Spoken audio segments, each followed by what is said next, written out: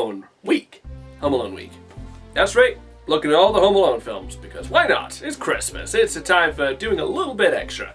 And that extra means watching some horrible sequels, then I'm willing to put myself through it. But before we get to the sequels, we have to talk about the original Home Alone, shall we? Home Alone tells the story of Kevin McAllister, a kid who's left home alone, big surprise, as his parents go on holiday. Unfortunately, there's a bunch of thieves trying to break into his house, so he needs to stop them using some Wile E. Coyote style antics. Speaking of those are definitely the main draw of the film, is the traps. Is what everyone remembers about this film, it's what everything ripped off from this film. Seriously, every film that came out after this in like the early 90s felt like they had to include the traps in some way, shape or form. Hell, you can have a film about 3 kids trying to be ninjas and they'll still work in Home Alone traps. And it is a lot of fun to watch, it's just some really well executed slapstick. And it's also happening to 2 pretty funny actors. The thieves in this, Harry and Marv, are played by Joe Pesci and Daniel Stern. It's the typical Bulk and Skull relationship. You got like the dumb one, you got kind of the sarcastic, fast-talking one. This archetype's been done to death, but to these guys' credit,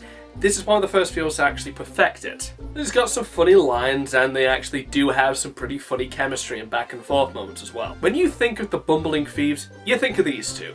Whether or not you know about the film that much, or maybe you haven't seen the entire film, you're thinking about these 2. And the other great thing about this film is the mother character. Like, half of this film is dedicated to just the psychotic lengths this woman will go to get back home for her kid. Catherine O'Hara's performance is just it's a combination of like very sincere but also very manic and energized when it has to be. No, wait! This is Christmas!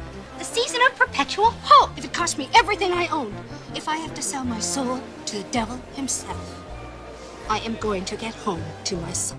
It's just a really solid performance, and I think it kind of helps that she reminds me a lot of my mum. If I was still Home Alone as a kid, I think my mother would give up her soul to the devil to be with me again. And to be taking kicking and screaming back to hell with a cuphead.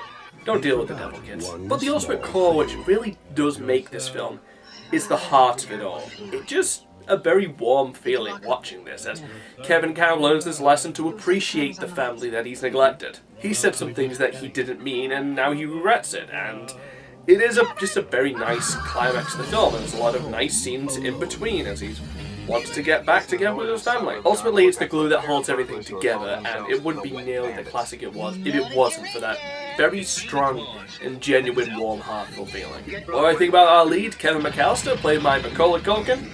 He's alright. He's got some cute lines, and yeah, he's just okay. He's not really that strong a character. Most of his development I kind of lump in with the whole heart aspect, rather than being a general strongly developed character. He kind of embodies kind of that selfish side of being a kid, but also the sweet and innocence as well. So you do want to watch him, and it does make for a compelling story. You'll want to see him get through this all okay. So go to the final rundown. I love the heart, I love the mother, I love the thieves, and I love the climax. So it's 9 out of 10. Absolutely one of my favourite Christmas films of all time, and I highly recommend it, but let's face it, you probably watched it already. But we're not done. Join me next time as we look at Home Alone 2. Take care now, bye-bye now.